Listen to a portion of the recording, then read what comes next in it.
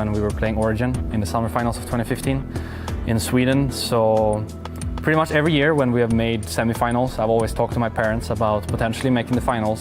And most of the times they've said, sure, we will come down to see you play, but if you don't make the finals, then it's going to be tough, because usually traveling for a Saturday is harder for people who work Monday to Friday than for a Sunday.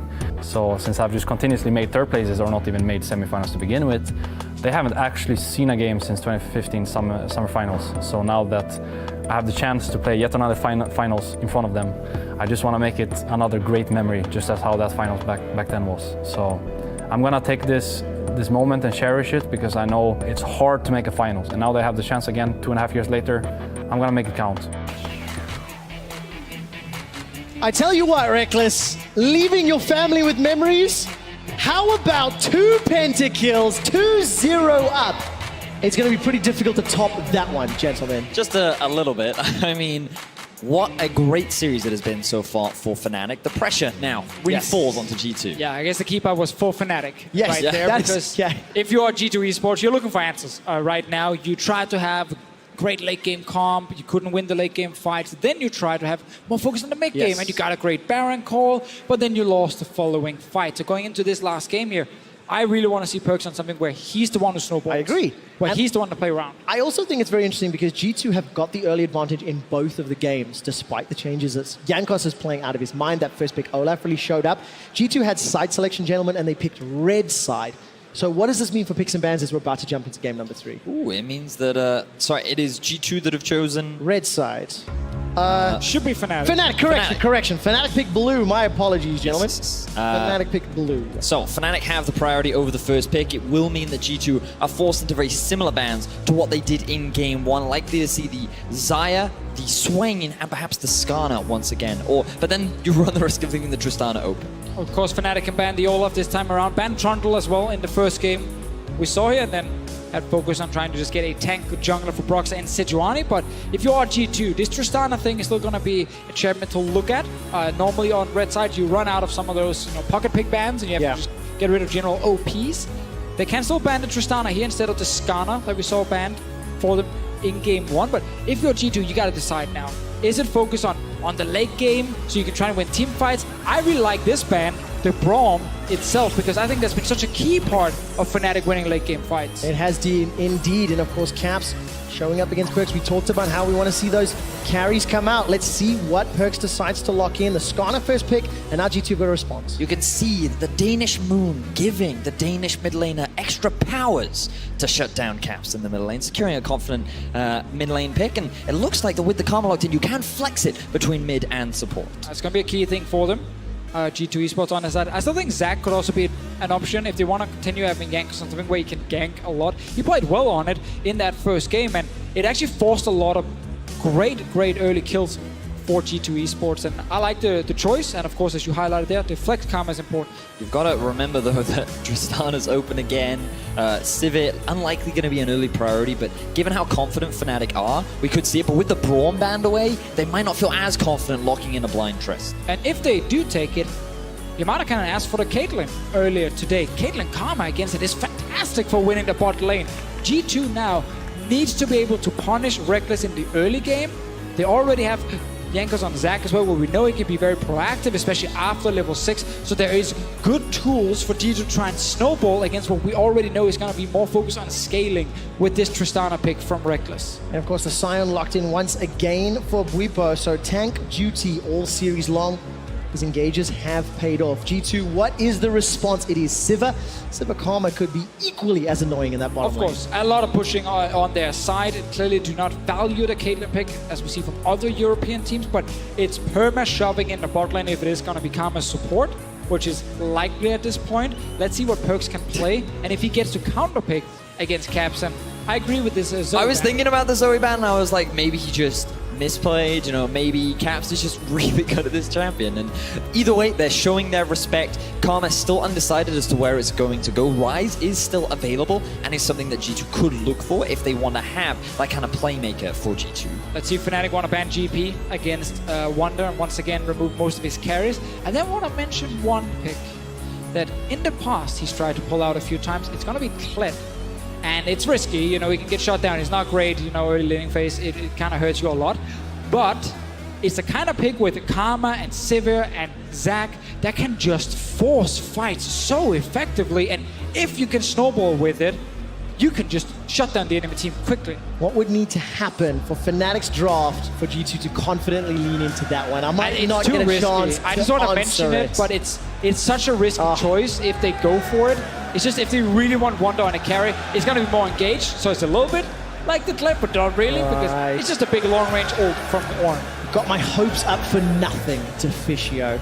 But we'll have to see the mid lane matchup. Of course, that Karma could still go mid, could go for support in G2. It will allow Perkz the option to counterpick whatever Fnatic put down. So a part of me thinks that that Caps will be looking to pick himself up the Talia, and then G2 could answer with something like a Casio, something that we did see from Nisqy yesterday. But remember that the Casio is still available, so even with this Rise locked in for Caps, I feel like that it is a pretty safe answer for G2 if they do want to give Perkz a little bit more carry potential. It's also interesting they banned Thresh on the side of G2, obviously hinting towards putting Karma bot lane and don't want to get shut down by Thresh from Hylissang. Specifically, this is another champion that can all in against some of these ranged supports, but this is now where it's good that you could have the flex option with Karma, and worst case you could put a mid lane. If you are G2 though, you're looking at Fnatic's late game team fighting once again being very, very scary. And I'm remembering back to the quarterfinals last year, gentlemen, where Perkz pulled out the Cassiopeia in the Game 5 do-or-die situation against Splice, and he had a phenomenal flanking play in the late game.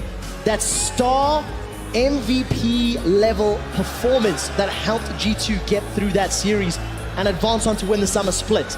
And we'll need to step up once again. It's going to be extremely important for him to do that as well. He has the winning matchup with the Casio into the Rise. They have a Zac they can look to play through the middle lane. Things should be set up to allow Perkz to succeed. And if he was going to carry any game, this is the one that he has to do. Exactly. Very important for G2 as well with the bottom lane here.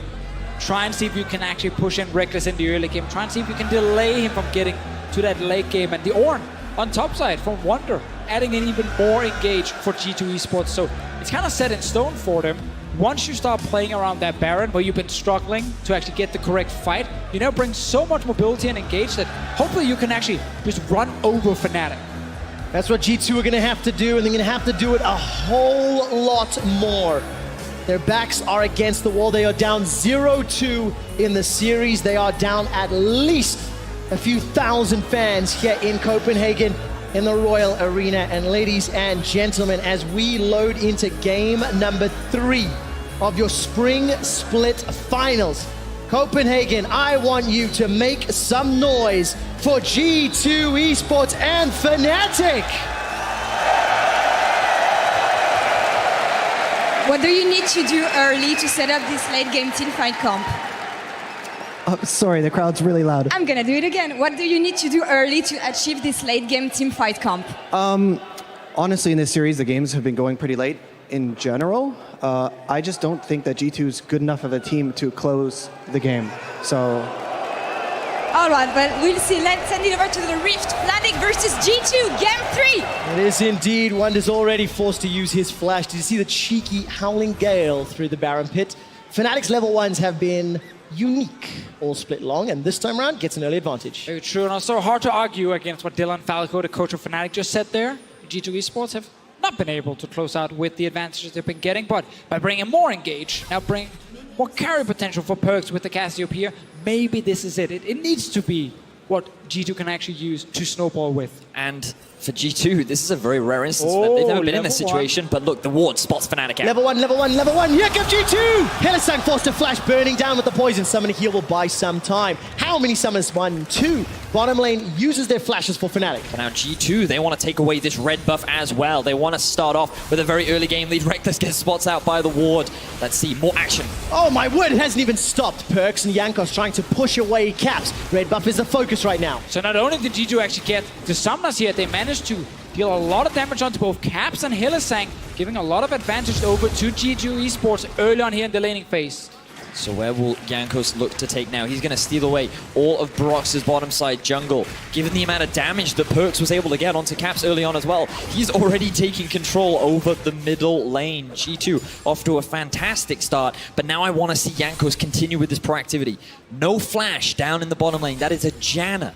And with the Zac, this could be a good angle for G2 to look to try and capitalize on.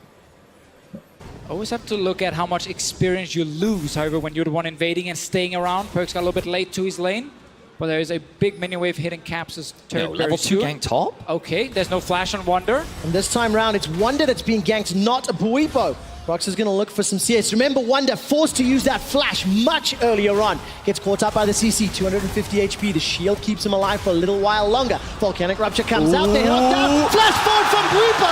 He gets minion blocked. And it trades 1-for-1. Compliment to the creeps. Good gank there from Brox in the top side, trying to punish the flashless Wonder, but he's able to get the outplay. He's able to trade it back. Buipo uses his flash, and he loses his life. G2 still hold on to the early lead. And what an exciting start to what could be the deciding game. Here's a replay of that game. I would actually love for Buipo to not use his Q here to try and land the knockup. Just let Broxer set up the very easy stun, and then you charge up your first Q, so Wonder never gets close to his turret. But now, because he actually missed the first one, this is the second time he's doing it, and now it's under the turret.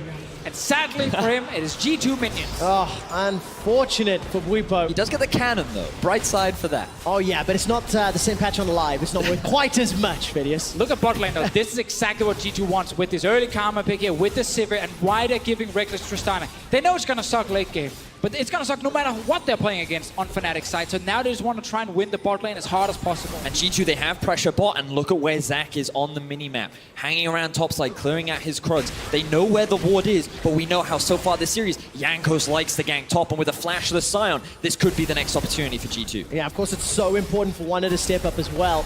Look at this, 4 minutes in, by the way. The bottom tower is being obliterated by Hyanin and Wadid. A lot of damage coming down as Hylissang moves forward. He's already used that Ignite to try and push Hyanin back, to try and stop the damage being dealt to this tower. Hylissang's still sitting without flash. If he gets hit by some quick poke from G2's bottom lane, he might go down, but now it is Skarner moving down to the bottom lane. It was noticed by the ward, so they actually the full information of where Broxer will be on the map, and you can see G2 instantly step away from the turret, move up mid to see if they can actually find Skarner. Blue buff still hasn't even been cleared out from Jankos yet. Broxer dropping a bit of deep vision to keep an eye on where Jankos is and what he's up to. With how low that bot tower is, there's always a risk of a potential 4-man roam forcing to take a very early objective and then start moving the Sivir around the map, which is ideally what they would want as we see another trade in middle. Trading back and forth, flash from Caps. Perkz is going to win that one out after he landed the damage. This is what we wanted to see after the last game, where it was Caps controlling the mid lane, Caps shutting down Perkz on that Karma. He couldn't have any impact in the game, but on the Cassiopeia here, he's in a matchup where if he's playing well, he can try and shut down Caps, and it's a good start from him, getting that early flash. Hylissang shows himself mid as he's just been roaming. He roams on every champion, but regardless of what it is, he's like, I can gank this lane. Now we'll see what Hylissang can actually do to help out. Remember, it's flashless Caps.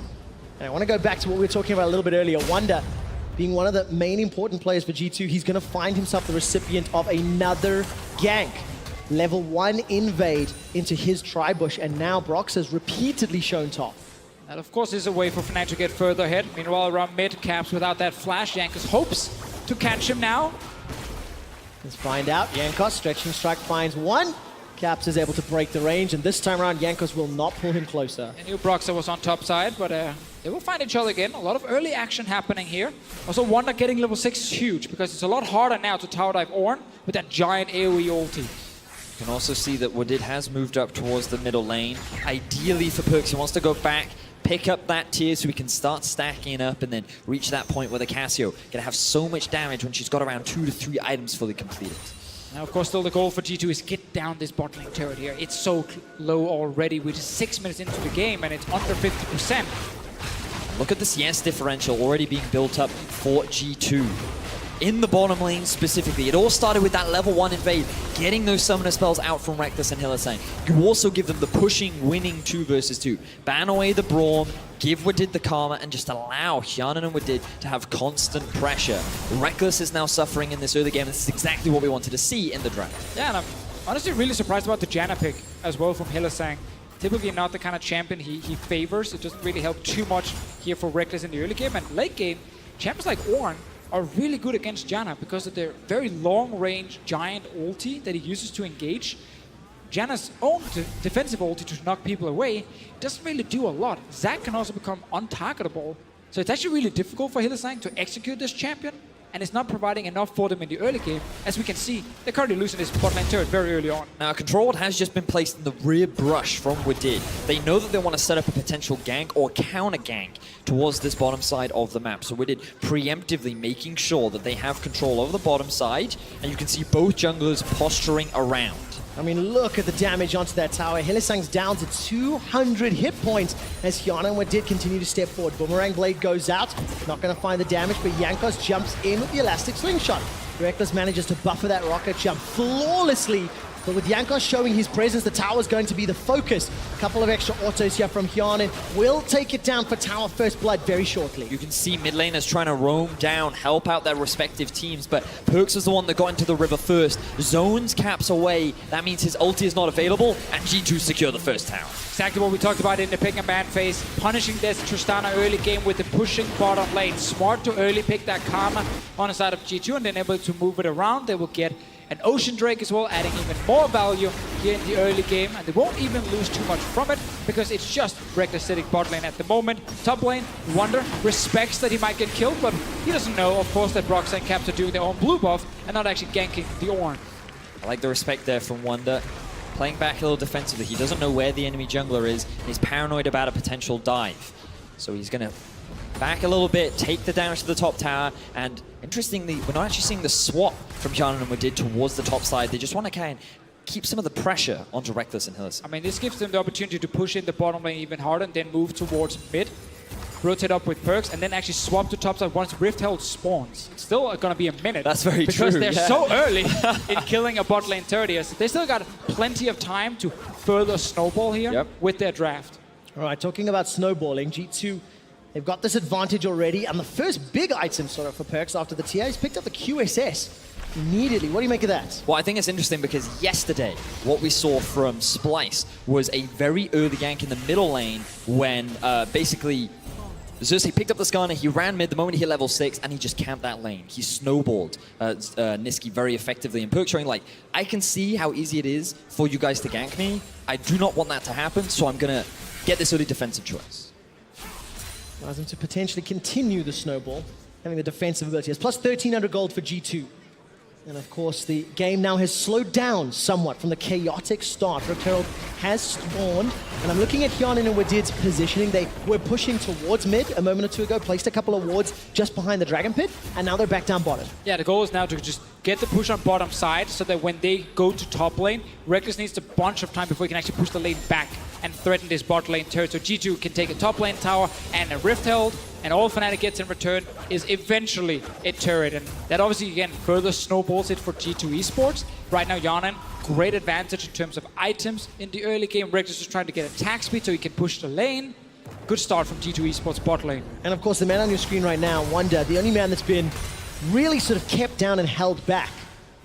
Let's talk about Wonder and his impact for G2 Esports. All split long, he has been one of the carries.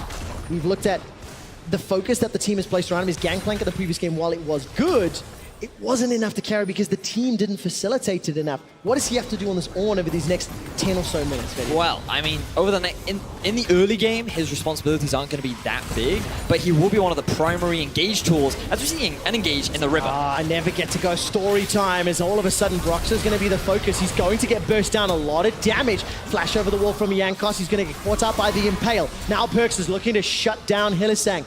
Throwing out Twin Fang after Twin Fang, but G2 unable to find the kills. Fnatic escape with their lives. Yeah, 2 flashes used right there from G2, both Wadid, and then Jankos tried to follow over. A little bit of an awkward moment when he tried to ult onto Broxah, but actually completely missed it. Meanwhile, top lane Caps is roaming. All right, Caps, Realm Warp's going to come out. The threat alone will mean Wonder instantly flashes away, but it's a trade again where G2 are winning the bottom half of the map and Fnatic continue to win the top half. Exactly that, quick shot. They had so much control over the top side river. This gave Caps a very easy avenue to just walk up towards where Wonder was and see if he can set up a gank. While he doesn't get the kill, he will force the flash, enabling Fnatic to play towards that top tower as the game progresses.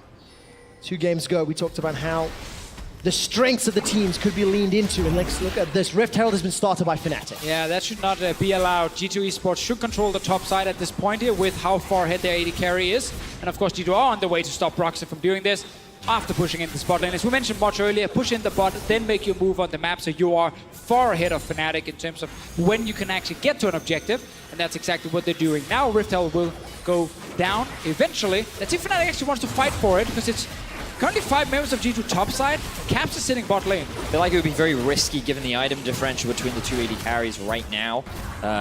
You can see that Reckless has been struggling. You already talked about how he funneled a lot into attack speed, only sitting on the pickaxe versus the BF sword of Hyanan. I'm sure G2 would be more than happy to take a fight. And because Broxah was trying to kill a Rift Herald that he was never going to complete before, it actually means he's not on bottom side fast enough to instantly force Wonder away. He's running, he's trying his hardest. Because right now, if you're Fnatic, you give up top side, but you control bottom lane, and they're gonna do it. Broxah did make his way down towards it, and Caps and Hylissang will just eventually take down the turret. It's good to see Wonder not overstepping his bounds. Multiple times this game, his lane has been under pressure. He is not at risk of being dove.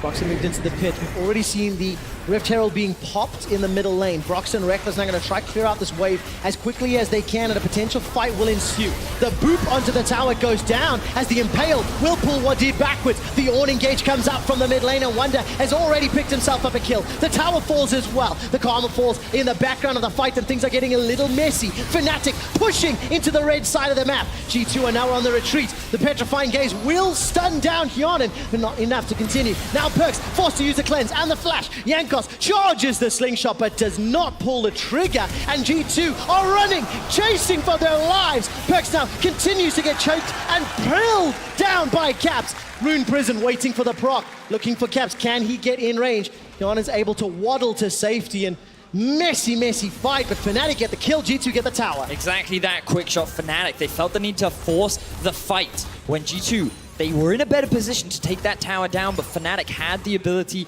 to flank.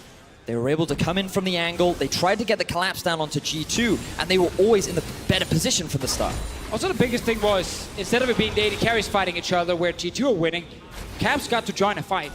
He was already sitting with Rod of Ages, and Perkz was just sitting on tier and QSS for the fight itself. So the Cassiopeia couldn't really add a lot of value, and Caps, on the other hand, managed to actually return a lot of damage towards G2. This is the initial engage. But notice the target focus there for Broxah, because he goes onto Wadid, they squish your target, easier to kill, and then Jankos dives in to save him. This means that G2 is very overextended past the tower line, and Caps can get in for a very easy flank. He then deals a lot of damage, but Fnatic don't want to hard commit yet. It's only when G2 split apart that they feel confident enough to continue the chase. And all of G2 so low at this point, have to just back away.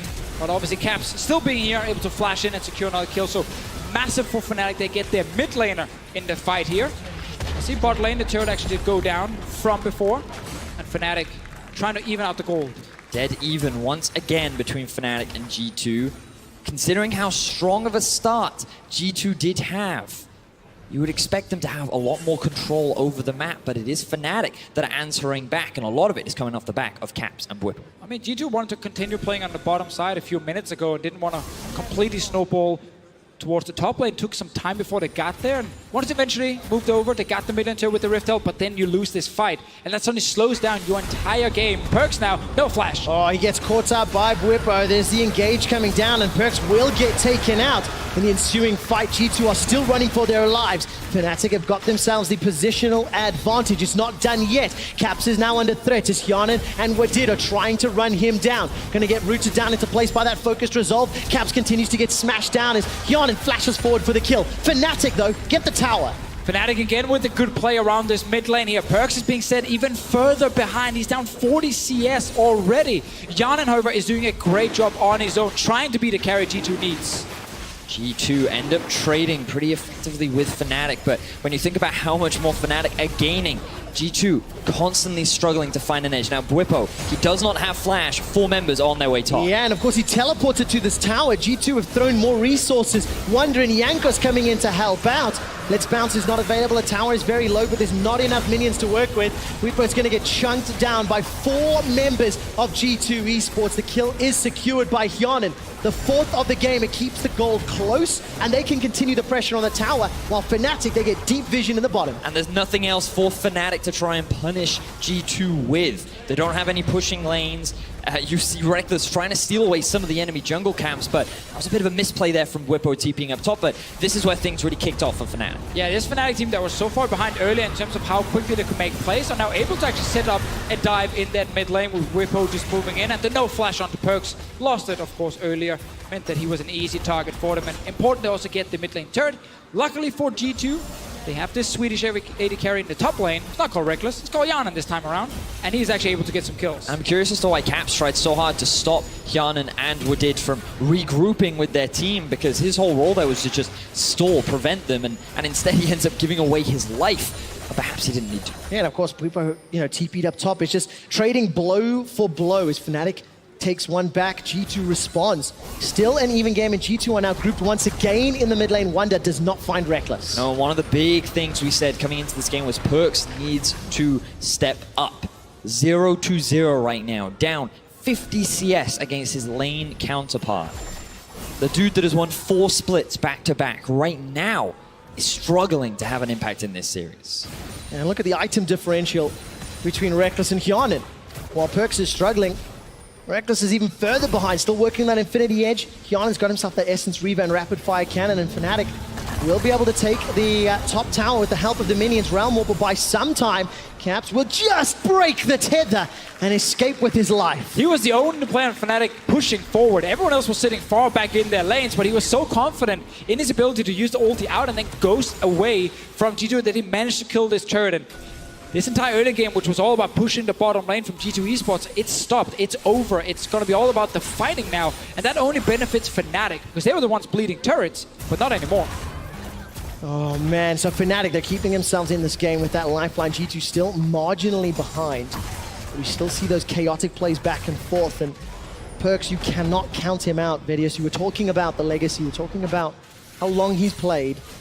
And specifically, I just keep thinking back to those Cassio performances last year. I keep thinking back to Niski's Cassio performance yesterday. That champion is a game changer, especially once he can ground his opponents and prevent them escaping from a potential onslaught from Ornn and Zac. And while that's true, you have to recognize Caps' performance in this series as well. 2 levels up over Perks right now, 221 farm. This guy is not going to give Perks that opportunity, especially as Fnatic look to gain control of the bot side of the map. And it's Fnatic with the late game scaling who is now dictating the game. They're the ones deciding where the fights are going to happen. They're the ones pushing towards the turrets of G2 Esports, because we're seeing Caps and Whippo just consistently shove down these lanes, and G2 are forced to just defend.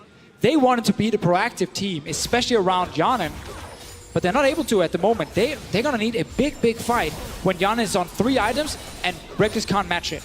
I will say that G2 still do have a pretty good late game team fighting composition. You have a really good engage with the Zac and the Ornn. It's just about those setups, which very often we've seen Fnatic really struggle to give G2 those opportunities. And I 100% agree. I agreed also in game 1, but Reckless Tristana is here. Yes, and that's the one where both saying we're not going to win that late game. They still have a chance, 100%. From a compositional perspective, you can see it, but from a player perspective, you always have to kind of look at Reckless. But it's just time to prove us wrong if you're G2 Esports. If you want to get this all the way to game 5, yes, you have a good draft, you have an AD carry with 2 items already, 2 kills on his side, and they can look to force plays with so much engage and mobility. And the pressure is on G2, because for the first time in 2 years, they're on the verge of being knocked out. Whippo rushes in with the ultimate, decides to pull that one, cancels it ever so slightly. And G2, they're still sitting around the Baron pit. They're going to throw down a little bit more of an engage. Stretching Strike will pull Whippo back, but there's just not enough damage to take him out. Reckless, Hillis, and Caps, they turn around. Jankos is going to flash defensively, and now G2 are routed and running for their lives. Ornn ultimate may turn things around ever so slightly, and the damage is going on to Perks. He's not taken down. Finally out! Perks finds the kill! That's a second. It's Wadid that takes out Whippo. G2 are keeping their series hopes alive, but how much more can they secure? G2 Esports finally find a successful fight over Fnatic, who have been dominating this series in the 5v5. They have their eyes on the Baron. With Cassio and Sivir, they will take this very quickly, but Broxah is still alive.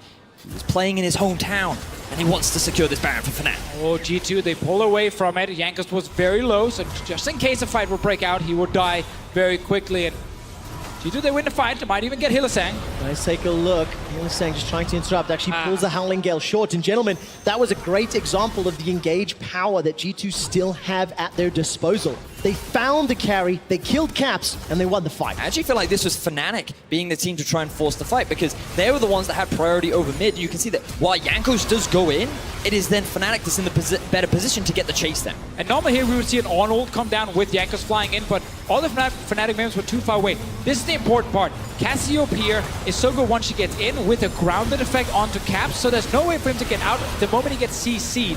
And this is something they can continue to do if any of the carries are stepping forward from Fnatic. Zac and Ornn together, plus the grounded effect from Cassio, should be enough to lock them in place. Caps now does have TP. Fnatic should be aware that this is going on. And it is going down relatively quickly, but G2 have to be so careful. Oh, the fight. All right, Bwipo, ultimate is going to not get interrupted.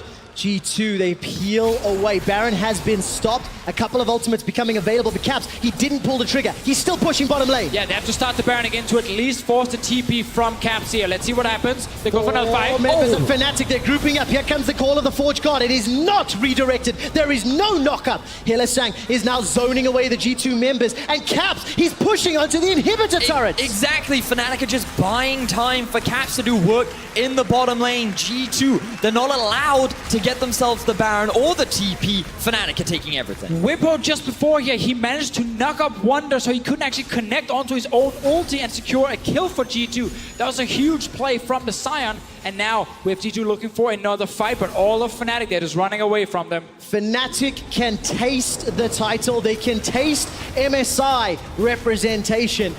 And Caps still holds on to that teleport. So does Bwipo. And the 2,000 gold lead will be exacerbated by a Mountain Drake. So Fnatic, they can look to push those towers and play around those objectives as we continue to scale in the mid to late game. And it's important to note that G2, when they started that Baron, their goal was not, we need to rush this down. It's because Fnatic is running this double teleport setup, and you can't really have the Cassio go and match the Ryze because she's only running the cleanse. It becomes a lot harder for her to follow when Ryze is putting that kind of pressure. So if they drag him towards the Baron, then they can equalize it and they can force Fnatic into a situation where it's 4v4 and then one-on-one on the side. So we're waiting for the next Baron setup. It needs to be a successful one from G2 Esports. They cannot afford to lose a big 5 versus 5 team fight. They're going to fall too far behind in gold. They won't be able to come back.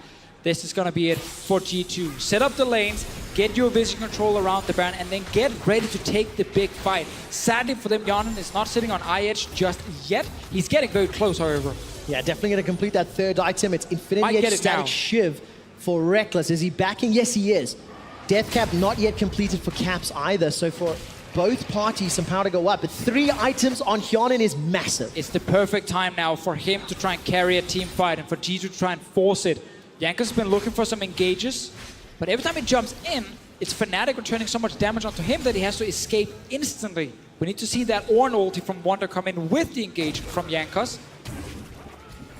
My eyes are entirely on Caps. This guy is level 15 right now. He's working towards his death cap. He was a big part of Fnatic's win in Game 2. That Zoe performance was fantastic. And now on the rise, he is once again outpacing Perks. His impact in these fights is going to be crucial, especially if he makes the same kind of mistake of overstepping and allowing G2 to get the quick shutdown. Talking about overstepping, Hylissang and Bwipo, they've got about 20 seconds left before those flashes are available. You have to wonder to yourself, is that when Fnatic will feel a little more comfortable maybe setting something up? Rockstar dances with death as he looks Hyonin down the barrel and then backs away, but G2 are so committed to the vision and trying to control this Baron pit. And they're not able to get enough control. Like, Fnatic still have plenty of wards around it, and Caps still sitting bot lane. Instead of going 5-man to Baron and forcing a TP, they send Wonder back to defend. And Fnatic maintain control around the river. Reckless insta-buys himself a rapid-fire cannon, so now both AD carries are at 3 items. The big differential between the two AD carries is the range advantage that Tristana will have over Sivir, and while she can do a lot more AoE teamfight damage, the single target range advantage that Reckless will have could be a big determinant in these later fights. And of course the third item for Caps, being the death cap, has just been completed, so significant advantage over Perks right now. Flashes are all available, and you can see Fnatic very bullish. They just push into G2's territory. They're playing this 1-3-1 relatively well. Bwipo's been sitting top lane for what feels like a very long time.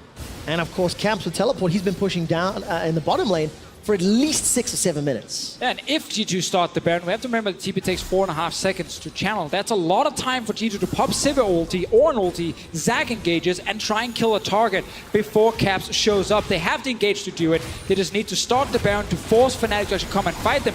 And it's happening now. Let's see when the TP arrives, or if it will even channel at all. All right, Bwipo is taking some damage from Hyun, and the Baron continues to get chunked down on the back end. It's down to 50%. Caps has not yet pulled the trigger. He's shoving. Keep your eyes on that bottom left. He has the Call of the Forge God. That's going to knock up Hylissang. He's running for his life as the Stretching Strike pulls him backwards. Defensive flashes. Caps has not teleported yet. Hylissang is now down. Fnatic committed for the inhibitor, while G2, they only get a support kill. Fnatic accept the fact that they're not going to win the fight, so they will just trade it for an inhib instead. Caps is still pushing as 5 members of G2 are hanging around the Baron. If G2 mess this up, it could be the game, it could be the series, it could be the split. Caps continues to hammer away on the Nexus turret. The Baron is not yet started. Interrupt. Yeah, go flash, go flash! PvE. Hjarden is stuck inside the pit, but Fnatic have not committed. Baron's gonna kill him. Continues to push on the Nexus. Baron is going to take down Hjarden, but Reckless gets the last hit. Fnatic are winning everything. They got the Baron now. Caps is still pushing here. It's only Wonder who recalled. He's gonna force Caps away, but now Fnatic gets everything. Jankos, is he going back to base? He's not even gonna try and steal, giving this away. Oh, okay, he's still hanging around. Watch the HP, watch the HP, 2,400. Not being burst down yet, Stretching Strike inside the pit. Jankos, no flash available. Caps is still in the base. He's still trying to do it. This is insane! Jankos goes inside the pit. The Baron goes down to 1,200. The Smite fight is won! Fnatic gets the last hit. They take into the base! Jankos, and they're pushing in for the win. Fnatic are about to do it. They've got minions pushing down as Wonder is trying to stall, trying to use the Call of the Forge God, and Perks, the last remaining member of G2, will hold firm for now. Trying to defend, but 5 members of Fnatic already pushing for that mid inhib. Gonna take that one down with Baron empowered minions. Supers in the bottom lane. Fnatic will not make a mistake at the Nexus again, like game 1, like many years past. And they back away to close this out safely. Fnatic could not have played that any better. So much patience, so much good decision-making in what was a high-pressure scenario. G2 were around the Baron. They were saying, come, teleport to us, come fight us. And Caps was like, no, I know what the better decision is. I know how I can turn this in our favor, and Fnatic pull it off. Problem also for G2 is they're too eager there to just pull the trigger. They can stay at that Baron for longer. They can force Fnatic to get closer to the Baron bit before they turn. It was just 1 or 2 members walking in to poke and jump away instantly, which is why Fnatic could continue to kite back, which is why Caps had so much time in that bot lane. G2 did not feel like they could stay in the pit, even though they had the chance with 5 members saying, look, if they stay longer at the Baron, more members will come close, but they try and engage when 3 members of Fnatic are already far away from them, and Whippo is ulting away at the same time. That's why they can only get 1 kill, and why Fnatic actually winning out on this trade. Now Fnatic grouping up towards the top side. Both bot and mid have been taken down. Super minions are knocking on the doors of G2's base. Hjarden left to wave clear. There's always the potential for the Sivir stall, but with the amount of pressure that Fnatic have been putting down, it's a bit of a stretch. Oh, that's the case. 10,000 gold, Vidius. The Cassiopeia Sivir is definitely a threat, but it just doesn't feel like it's going to happen. It feels like Fnatic are going to do it. They are going to take down G2, the first team to defeat G2 Esports in 2.5 years. Fnatic with Baron and 1 minute left.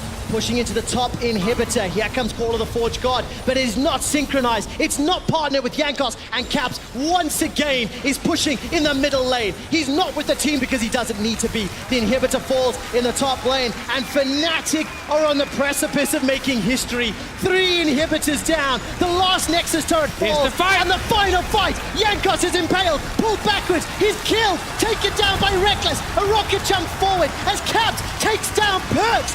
Wonder follows shortly thereafter, and Fnatic will turn their attention to the Nexus. Fnatic topple G2 and are your spring split champions. Are you kidding me? They are diving for the triple kill.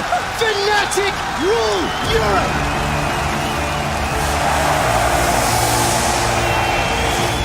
Fnatic have done it.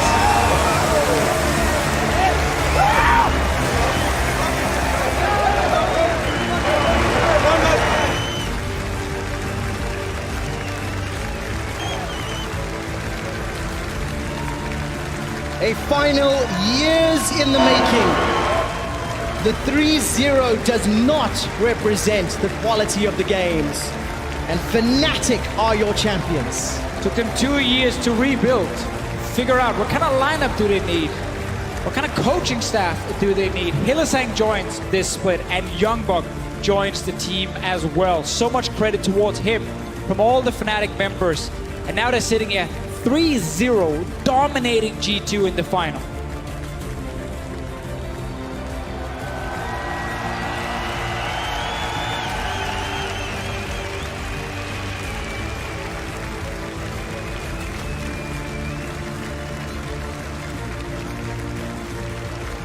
What a performance from Fnatic. Celebrating being back on top.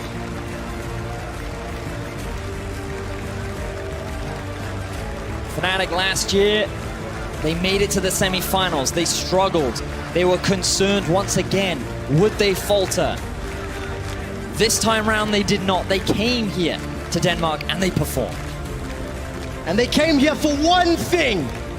Copenhagen and the Royal Arena. Fnatic have come to claim the trophy and declare themselves champions of Europe. Put your hands together for your 2018 Spring Split champions!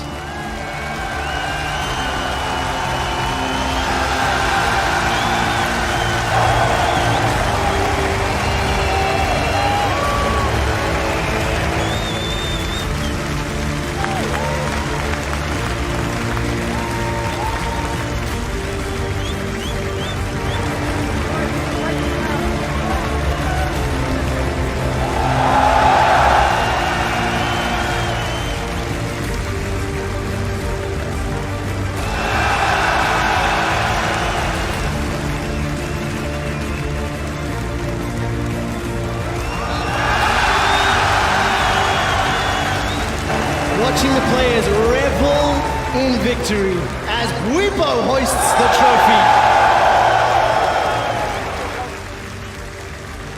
You see Youngbuck in the background as Hylissang hoists it. 5 consecutive titles for Youngbuck, while he was not a coach on stage, along with Dylan Falco. As you mentioned, gentlemen, it was the entire organization. And they deserve it. They were the best team during the regular season. They were the best teams in playoffs. And this performance, 3-0 win over G2 Esports. Exactly what all the Fnatic fans were hoping for. Many fans were not expecting the 3-0 in the final. Was expecting a long back and forth, and while many of the games were very close, Fnatic were the ones, the superior team fighters, the individual carries stepping up. Bwipo subbing in for Soaz. So many fans were afraid. Would he be able to deal with the pressure? Could he handle it? He certainly did. Especially when you consider the ganks and the pressure. 2 pentakills in a championship series. 2 games in a row. It was an MVP performance from the Spring Split MVP. And there can be nothing but praise for Fnatic this year. They will represent Europe at the Mid-Season Invitational in Berlin. Which, by the way, tickets are available for sale. Go check out LollySports.com. And let's see how well they're going to show. Let's see what they're going to do on the international stage once more.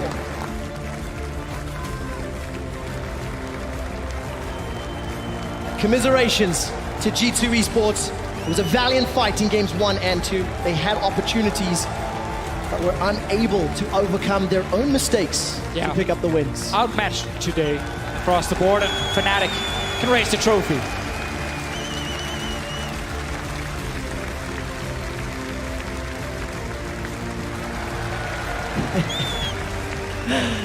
I have never seen Broxah smile quite that much, and justifiably so, winning on home soil in such a spectacular manner. We'll be hearing from several of the Fnatic members a little bit later. And the Sharks will be setting up for our traditional winners interview. I believe Law will be chatting to a few of the players as well. For now, it is just for Fnatic to celebrate.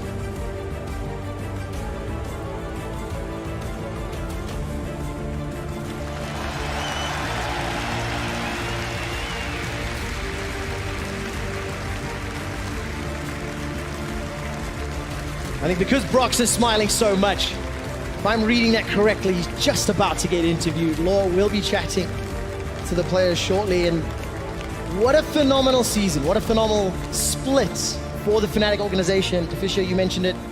They were the best team during the regular season. They were clearly the better team today. Just before we expand on that, we're going to have one last look at that final push, which is brought to you by Acer Predator. So this was it. Hyanan starts off the fight by getting chunked out half of his HP. G2 go for a bit of a desperation engage, but while they're dealing with the 4 members on the front, Caps is sitting on the flank. Yeah, it really fits this game here that Caps is the one drawing G2 away. He did this in game 1, 2, and 3. I think a lot of the Fnatic members had great performances. A lot of people will talk about the double pentakills from Reckless, but for me, Caps was the MVP because this man destroyed the mid lane. He became the split pusher Fnatic needed, and he performed in team fights. I think he showed up big time. He's going to have another opportunity to compete internationally at MSI. Going to be exciting to see what he's learned from Worlds last year, this spring split, the growth that this young rookie player has made compared to last year when he first graced the EU LCS stage, gets that solo kill down onto Perks, and now doing it again here in the final and winning his first title. So Fisher, you mentioned MVP. We have a couple of other names to add to the list. Caps, Broxah, Reckless. Who is your MVP? You know his vote. Head over to at LOL Esports, vote, and we will announce that just a little bit later. Who's your MVP, Vedius? Caps, I agree with everything that he said. I think he played phenomenally. Fantastic. Pentakill. Well, listen, Fnatic are our spring champions, and for more, let's send it down to Law, who is with Caps and Broxah. Thank you very much, Quick Shots. You can give them another round, they deserved it.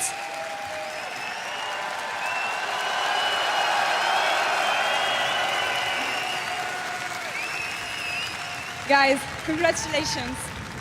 What does it mean to you to grab this victory at home in Denmark today? I mean, I don't even know what to say. Like, this is too insane. Like, best experience ever. It's so cool. Caps, how do you feel right now?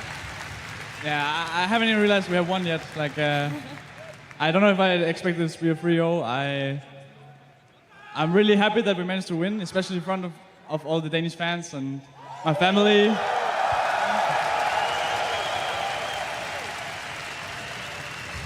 Well, it was such a fast series from you guys. What makes you look stronger today?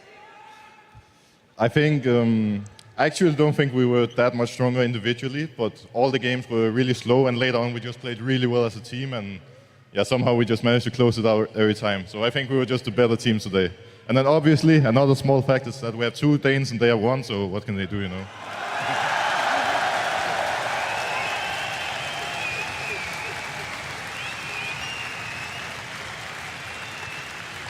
And your AD carry had an outstanding performance through the whole series. Talk me a bit more about Reckless. How is he as a player? What makes him stand above the rest?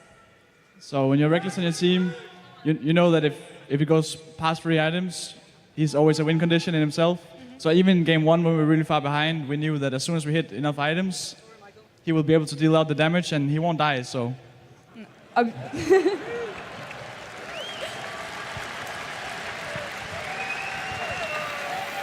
Obviously, you guys all played well, but In my opinion, another player deserves a bit more credit, and it's Bwipo on the top lane because he had to fill Soa's shoes at the last minute.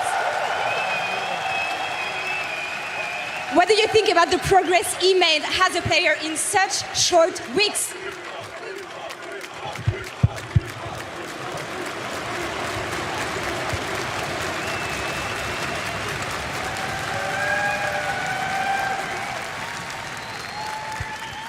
You know, I think this reaction from the crowd pretty much sums it all up. Like, Bwipo has been amazing. He came in pretty much out of nowhere, and suddenly he plays really solid in semi-final, in the final, and yeah, he has just been really amazing.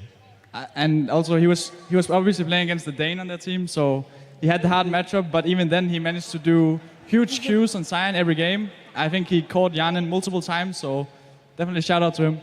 Awesome. Last question for you guys. You're gonna go to MSI, obviously. It's gonna be your second international experience. How do you feel about it? What are you looking forward to the most? Maybe you can translate that. Like, to be honest, I still haven't realized that we even won, so I'm not even sure what I look forward to the most about MSI. I think just in general, playing all the international teams is really amazing. Going up against the Chinese teams and Koreans, who we had a tough time against at Worlds. And yeah, like, just the overall experience of playing in an international tournament is going to be really cool. And Caps, one last question actually. How do you recall on the performance you had through the whole split? What progress did you make as a player and as a team? So I think we have said a few times that Joe came in and obviously helped us a lot with like a lot of plays we can make as a team. And I think it also showed today that we were just better as a team. And even if they had the stronger early game, a lot of the games, we managed to come back. And as soon as we got a lead, the game was just over. Is there anything you would like to say to the Danish fan watching you in Danish, obviously?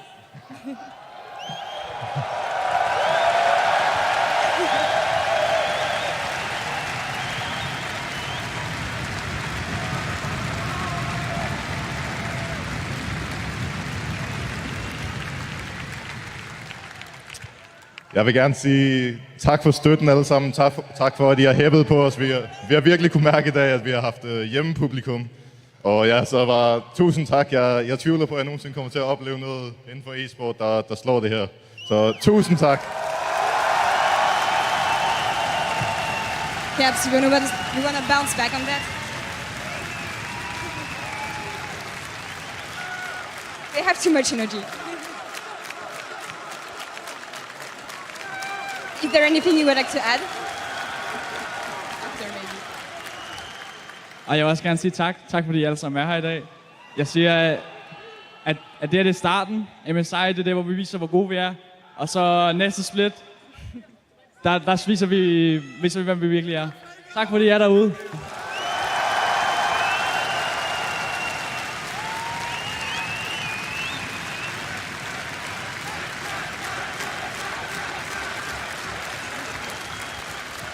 Well, guys, thank you very much for joining me, and obviously congratulations on grabbing this spring split. Now, for more on this game, let's send it to our casters.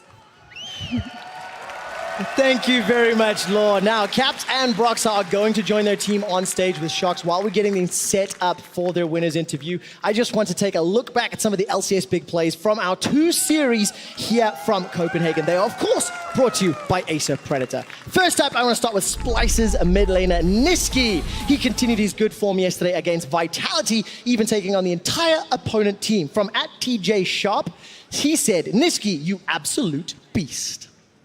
So that backfired for the second time, very true. That backfired all Back in. forward, Niski looking for the all-in. Does manage to got get it. down. One more twin bang, biting. Oh, We murder them. Guys, we just wait for me. I do red Diana has a move now. I do red buff, then I come. Diana has ulti, by the way. Fight. Oh, good job, mid. As Niski continues to keep in trouble. Look at where the Ornn is, hanging off on the side. Side of the chest. Going again. The heal, he wants one more. He's gonna get it. Wow, Niski! What a machine! With Xerxes now. There is a five-man group up. The Fnatic brush. Typically known as the Fnatic brush. Here goes Vitality. Oh, we're gonna block him out. Niski potentially now in trouble. Gonna try to land the ult flashes in the middle of the team. Now looking to fire back. The Tom Kent's there to save the day. Niski on the run, but he gets one. Look at him go! Niski! Looking for the follow-up. Can he make it out? The stun goes down. It will get traded back. Vitality spent everything on a single kill. 1 versus 5, and Niski gets 2 kills. We got there. Can you spit me? Spit me? Off it. I ult. Niski had a pretty great series. He really did step up yesterday for Splice for Vitality. They were not expecting that. He stepped on Vitality. He did step That's on. what he did. Okay, I'll get the next bit then. Next, Niski's opponent in the mid lane, the rookie of the split, Jizuke, also had some highlight moments, especially on his Italia. Let's take a look at his sick knockback from Game 3. They have stayed too long. On the hunt has now been burned. They're going to try to look to turn this one back. Talia wall on the backside. Meanwhile, separating the fight as Cersei goes down. No one has dropped in the meantime. Combo in the middle of everything. 2 members knocked up. Mini touched. A beautiful fight comes in. Gone them. Yeah. Turn short line. Ulted me. Scanner. Go. Har du no flash? I got them. Look. Nice! Nice! That's shot calling in a team fight right there. When you know you've already won it, you just start screaming.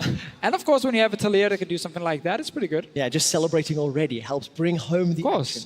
Anyways, we just have one more clip for you. In tonight's first 2 games, G2 and Fnatic went back and forth all the way to the end. In the final fights, the EU LCS Spring Split MVP, he put the team on his back, or they pushed him forward, either way, leading the team to victory. First, we're going to take a look at the fake pentakill. Then we'll look at the real pentakill.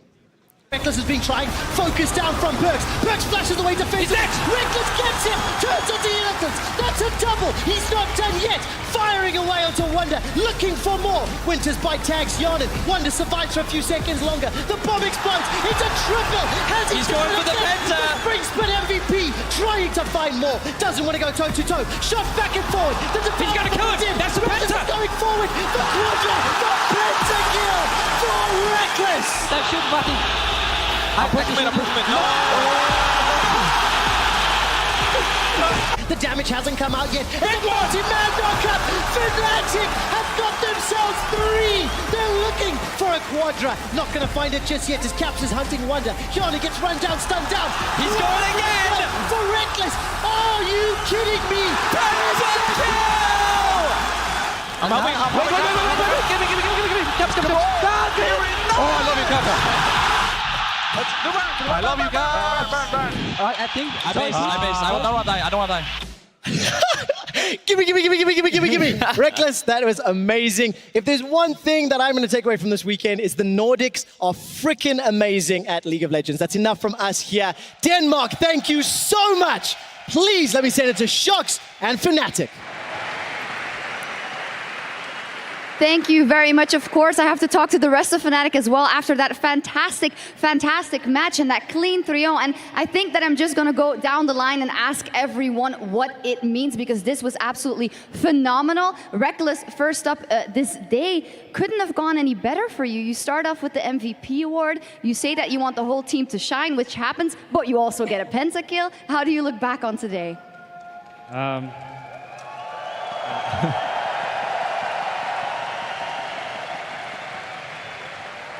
Thank you very much, guys. So I was really nervous before today. I didn't think I would be as nervous, but I remember when I stood here during my MVP interview, and I was just really nervous and kind of worried as well. But I felt like we had really good preparation this week, so I thought that we had good chances. At the same time, as long as we kept our mental game just fine. So I thought after the game 1, when we were all coming together for the pentakill, that the series was probably going to be ours. So I was really happy about today's results. Yeah, absolutely fantastic. When you talk about being nervous, Buipo, you get thrown in here. You get to play on this stage with Fnatic. How is it for you, and what does it mean for you to win? Do you feel like you now proved that you're worthy? I think when I came into the series, everybody was saying Wonder was going to beat me, and he was the best European top laner. So it feels really good to prove that that was wrong. I'm better.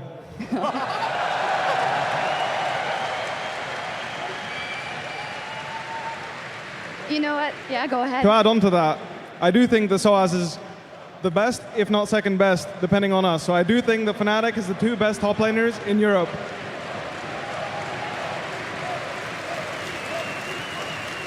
We always say titles are very important. International tournaments, bragging rights are kind of important, but you say screw that. Bragging rights are important. I gotta say, fantastic job from you as well. Hylissang, I have to go to you first. You spent so many years in the Unicorns of Love, did some fantastic things, but you never were able to push through to that final moment. What does it mean to you personally to finally lift that trophy with this team? Well, for me, that we won today means so much because I kind of started doubting myself in UIL at one point. That am I like the problem, you know? And living UIL was a risk for me that I decided to take and join Fnatic. And making a win today for me means so much. And I know now that I'm actually good, you know? And it means so much for me. Well, no doubt about that. You are actually good, and it was fantastic to see you lift that trophy. I do want to go to the coaching staff as well. I thought it was very, very cool that when you guys all lifted the trophy, after that, every single one of you lifted the trophy themselves, got all the cheers from the crowd. Is that kind of the symbolism to say, we are a team, we have done this together? Joey or Dylan, whoever wants to. Like, we've put in so many hours this split. I think we all just spend 10, 12 hours a day at the office, like all 7 of us all together. So we have just been doing everything together for this entire split. So it really means a lot that we can be here together lifting the trophy. Mm-hmm. And Joey, you did it. You did it. You made a bold move. You left the 4-time EU LCS champions because you saw something in this team. So what does it mean to you to make that happen? I mean, the moment I was talking to Fnatic, I knew I wanted to be the first person to win 5 titles and not give that honor to Perks. So I'm really happy with the move, of course. Fantastic. I want to go a bit more in depth about the series and what do you think makes the difference. First, we have to crown an MVP, a finals MVP, as decided by the wonderful people on Twitter, and that is Reckless. Congratulations. Thank you. 74% of the votes. So I think you could do better than that. 74 is really not that many percent. No, I'm just kidding. Fantastic job once again. Thank you so much. It feels like you've gotten a lot of accolades already this day. And you didn't die, did you? Well, you know that, obviously, but... Yeah, I knew.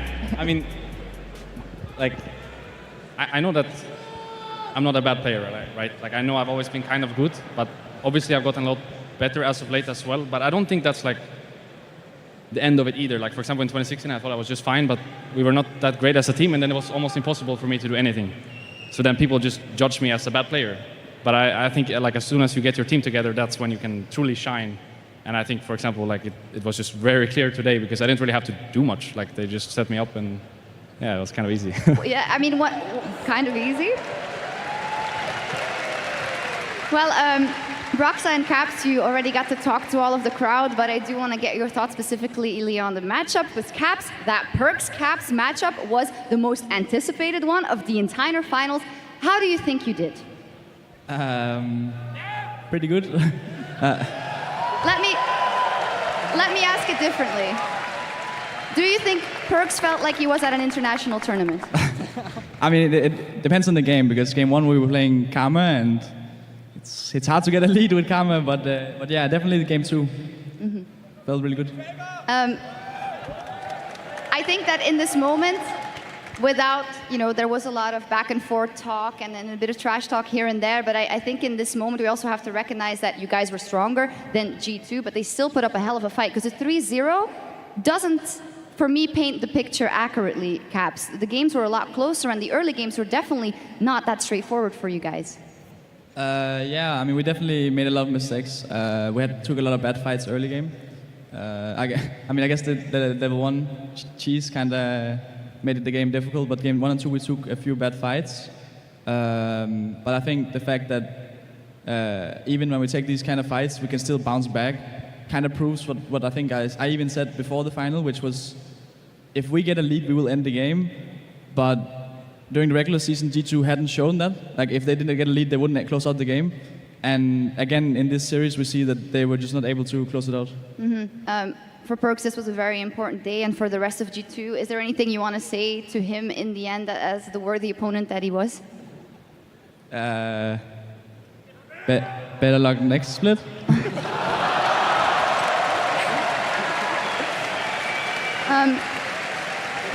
I mean, I set you up. It could go either way. You said what you wanted to say. Broxa, once again, congratulations also from me. How do you look back on the growth of yourself in the split so far? And what was it like winning here in Copenhagen, getting to run to your family and being like, I've got the trophy? Well, throughout the whole split, I felt a lot of additional pressure compared to my last two splits, mainly because the final was here in Copenhagen, and I really don't want to play another third-place match here in Copenhagen. We've had enough of those, so I'm really happy we made it to the final, and well, I'm surely not disappointed. Like, this is more than I could have hoped for. It's so crazy. Absolutely fantastic.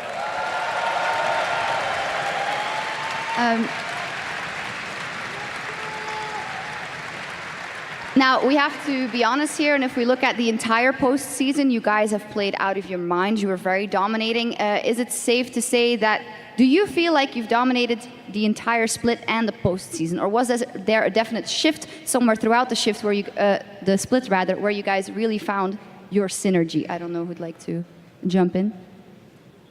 No one. Okay. Coaching staff, hello. Coaching staff. I'll take one for the team, I think in the start of split we struggled a lot, and we were drafting as if we were a really good team, and then we actually made a shift to say, okay, well, now we're just gonna make enemies have to be better than us, and we're just gonna fall back and play for the late game.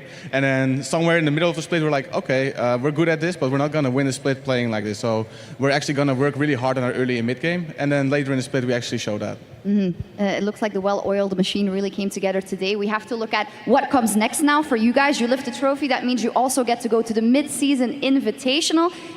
Most of you have never been there, I think, outside of Joey and Dylan, possibly, right? So that is a huge event. It is coming up very, very soon. You guys have a couple of weeks to prep, but what are the goals there? What are you looking for going to MSI? Caps, maybe? I definitely hope we can get revenge, because last time we went at Worlds, we got really beat up by both Korea and China. So we definitely want to get a revenge there. Obviously, beating NA again would be nice. And other than that, I just hope we have a strong performance. Anyone else? For some of you, it's another chance to do well on the international stage. Broxa, Reckless, you guys just at Worlds, as talked about, did well, had a good run in the end, but you weren't happy with yourselves, Broxa. So how far do you think you can go? I think it's really hard to say generally how far we can go coming into international tournaments. It was the same at Worlds. Like, we all hoped we could go far, but in reality, you never really know. And I think comparing ourselves to regions like NA, Taiwan, maybe even China, I think we're in a really good spot. But obviously, taking down the Koreans is not an easy task. But I definitely think it's fair to go for semifinals, finals for us. Yeah, that would be a good goal. Does the coaching staff agree? Joey, I think, made second at MSI last year, so I don't think we want to disappoint him. Well, Joey, you came very close. I mean, now you just got to win, right? I mean, I want to do two things. One is make the final again, and the second thing is kick NA out of groups again. Okay. No punches spared there. Bwipo, you now said, well, I'm better than Wonder. I've showed that today. Now you're going into a competition, possibly. Obviously, we don't know exactly what the situation is going to be. But when or if you get to play at MSI, how do you go into something like that with top laners where, again, everyone will say, he's a wild card, he's a liability? Right. For me, what's really important is that I get to prove that I can do what I can do. That I can win and the team can trust me. That I can play the tank, I can play the carry, no matter what I'm playing, I can compete with the best. And getting the opportunity to play against all these international top laners that are at the highest level will be able to give me that satisfaction. And in case that goes wrong, I know I can work harder, because I'm 100% confident that I can at least compete with them, if not beat them. There we go, a lot of confidence. Reckless and Hillesang, same question. You guys have now played together for a split. There were some synergy issues in the beginning. You guys talked openly about that. Now it seems pretty much fixed. Hilly, how do you think you guys can go up against international bottom lanes? Well, it's hard for me to say because I've never played against a really good bot lane. And yeah, like I don't think, like honestly, I don't think Europe has a really good bot lane. And even me and Martin are still struggling in some lanes that we shouldn't. So I think if me and Martin keep working like we are doing right now, we can perform really well against really good bot lanes. So yeah, I'm looking forward to them. Martin, what's your aspiration when you come from the European stage and you get 2 pentakills in the final and you make everything look easy? How do you go from that to a very difficult playing field at MSI? Well, the plan is to go to Korea in bootcamp, and then I guess if that's not enough, then I'm not really sure what I can do to make it to be enough. But I think we're gonna try hard, like really hard for MSI, because it's my first one and I've been around forever. So I don't think I'll get many more chances in my career. So I would really like to make a mark, because I feel like I've already kind of done that in every other tournament there is. But MSI is something I've never attended unless you count All-Stars 2014. So I would really like to go there and just like dominate some other regions that talk too much. I love, by the way, how everyone in the crowd here is hanging on your every word. Anyone who says anything, the crowd is very happy to hear you guys talk about your victory. Before we continue, maybe this is the time to have someone just thank the Fnatic fans across the world. They were plenty here, and they're always plenty around the world. I don't know who wants to speak to them. I'd like to thank the Fnatic fans for receiving me very well.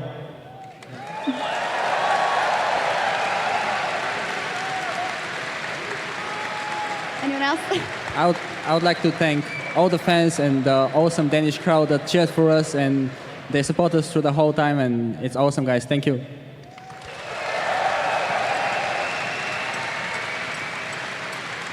Well, now finally, I want to look ahead just a little bit and maybe also spare some words for the other teams that didn't make it to lifting the trophy. There can be only one. First up, if you guys look as a team, do you guys feel like you've now turned a page and this is the start of a Fnatic era? Is this now the turnaround? This victory, possibly MSI, summer split. How confident are you looking towards the future, Broxa? I think we've made some really good changes coming into this split, and I think a lot of the things that we were doing poorly last split has been improved a lot for this one. So I'm pretty confident coming into the next split, and I think after playing at MSI we're only going to be better. So I'm sure that we can look to get another trophy next split. From the coaching staff, if there's one thing you want to work on in summer, what would it be? I don't think, well, at least for MSI, I don't think such a late game focused strategy probably is going to be optimal, especially against top Korean teams who are really good at closing the game. So that's probably something we should be working on. Yeah, we'll see. I don't think there is that much left to say. You guys lifted the trophy. You guys did it. I'd like to just extend the word to you guys for now. Maybe Caps first. Final words. Can you sum up this whole experience for you here in Denmark?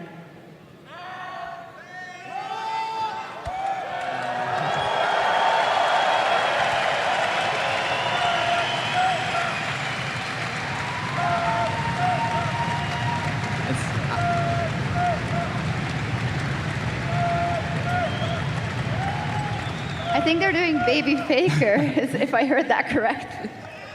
Honestly, I just really didn't want to lose. I know there's a lot of my family here and a lot of my friends here, and also all of Denmark. So all of Denmark. we're not that big of a country, so so I really didn't want to lose, and I hadn't even thought about winning. I just really wanted to avoid losing, and since we did that, I'm just really happy.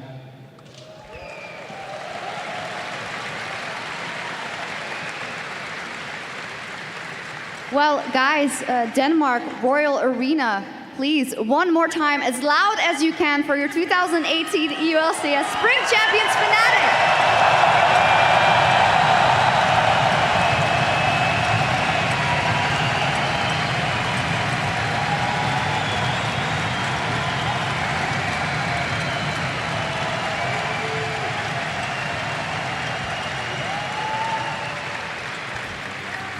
Let's go again.